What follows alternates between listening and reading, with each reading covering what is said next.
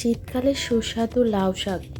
এই লাউ শাক ভাজি তো অনেকেই খেয়েছেন, অনেকভাবে লাউ শাকের তরকারিও খেয়েছেন।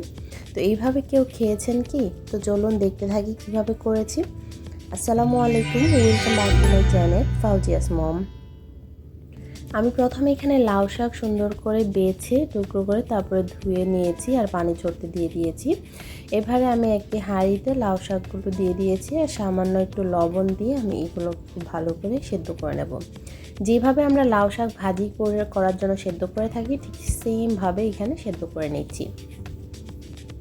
তো আজকে মাটি চুলায় কাজটা করছি। দেখুন আমার এটা কিন্তু সেদ্ধ হয়ে গিয়েছে। আমি কিন্তু এখানে কোনো রকম এক্সট্রা পানি দিইনি, শাক থেকে পানিটা উঠে এসেছে। পানিটা পুরোপুরি আমি শুকিয়ে নিচ্ছি, চাইলে আপনার পানিটা ফেলেও দিতে পারবেন। লাউ শাকে কিন্তু প্রচুর পরিমাণে পুষ্টি রয়েছে। এবার আমি লাউ শাকটা নামিয়ে সেই হাঁড়িতে কিছুটা সরষের তেল দিয়ে দিচ্ছি, আপনার সয়াবিন তেলটাও করতে পারবেন। এবারে তেলে দিয়ে দিচ্ছি 4টি শুকনো মরিচ আস্ত। আর শুকনো মরিচের ফোড়নটা কিন্তু বেশ ভালো লাগে যে কোনো ভাজিতে। শুকনো মরিচটা একটু যখন ভাজা হয়েছে ঠিক সেই সময় দিয়ে দিচ্ছি আমি এখানে রসুন কুচি।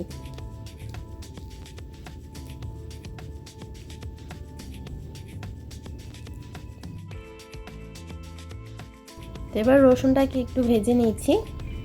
তো এই পর্যায়ে দিয়ে দিচ্ছি আমি এখানে 5 ফোড়নের ফোড়ন। আমি এখানে হাফ চা চামচের মতো 5 ফোড়ন দিচ্ছি। আপনারা এখানে 5 ফোড়ন কালো জিরা মিক্সড করে তারপর এখানে হাফ চা চামচ দিতে পারেন। আমি কালো জিরা দিইনি, শুধুমাত্র 5 ফোড়ন দিয়েছি। এবার 5 ফোড়নটা যখন একটু ফোড়ন এসেছে তখন আমি শাকটা ঢেলে দিয়েছি আর রসুনটাও যখন একটু ব্রাউন কালার হয়ে এসেছে এবার শাকটাকে খুব ভালো করে আমি মশলাগুলোর সঙ্গে মিশিয়ে নিচ্ছি, নেড়েচেড়ে। আর অবশ্যই নাড়া দিতে দিতেই কিন্তু কাজগুলো করতে হবে, তা না হলে কিন্তু নিজে লেগে যেতে পারে, আর লেগে গেলে কিন্তু শাক খেতে ভালো লাগে না।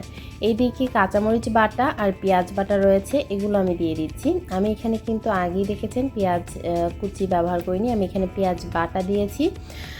পেঁয়াজ বাটা বলতে একটু থ্যাতানো পেঁয়াজ আর কি। আর কাঁচামরিচ বাটা দিয়েছি। এখানে দিয়ে দিচ্ছি সর্ষে বাটা। আজকে আমি যে লাউ শাক ভাজিটা করছি এটা হচ্ছে সর্ষে বাটা আর নারকেল কোড়ানো দিয়ে এই লাউ শাক ভাজির রেসিপি। দুর্দান্ত খেতে লাগে এই ভাজিটা। তো সর্ষেটা দিয়ে আমি কিছুক্ষণ নেড়ে চেড়ে তারপর আমি এখানে নারকেল কোড়াগুলো দিয়ে দিচ্ছি। নারকেল কোড়ার পরিমাণটা একটু বেশি রাখছি, আর অবশ্যই কিন্তু নাড়াচাড়ার মধ্যেই কাজগুলো করতে হবে। এবার নারকেল কোড়ানোটা দিয়ে তারপর আমি আরও কিছুক্ষণ নেড়ে চেড়ে মিশিয়ে তারপর নামিয়ে নেব। ব্যাস হয়ে গেল খুবই সুস্বাদু লাউ শাক ভাজির রেসিপি। আর খুবই মজাদার এই ভাজিটা। এখনও পর্যন্ত যারা আমার চ্যানেলটিকে সাবস্ক্রাইব করেনি প্লিজ সাবস্ক্রাইব করে আমার চ্যানেলটির পাশে থাকবেন, পাশে থাকা বেল আইকনটি ক্লিক করে দিবেন, এতে করে নতুন নতুন রেসিপিগুলো আপলোড হওয়ার সাথে সাথে আপনার নোটিফিকেশন পেয়ে যাবেন।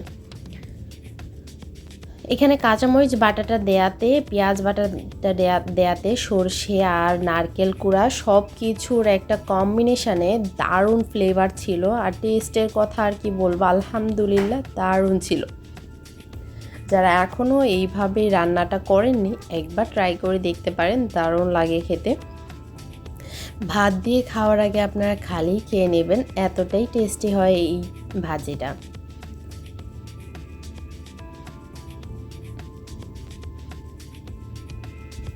তো আমার এটা হয়ে গিয়েছে, এবার আমি নামিয়ে নিয়েছি। দেখুন দেখতে কি দুর্দান্ত লাগে,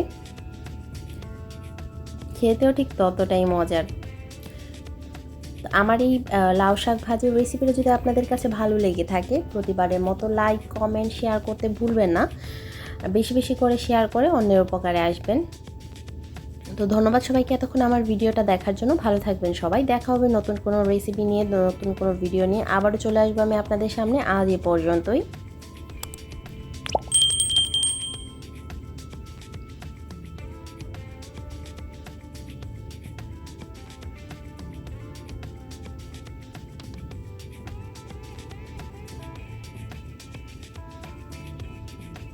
আল্লাহ হাফেজ।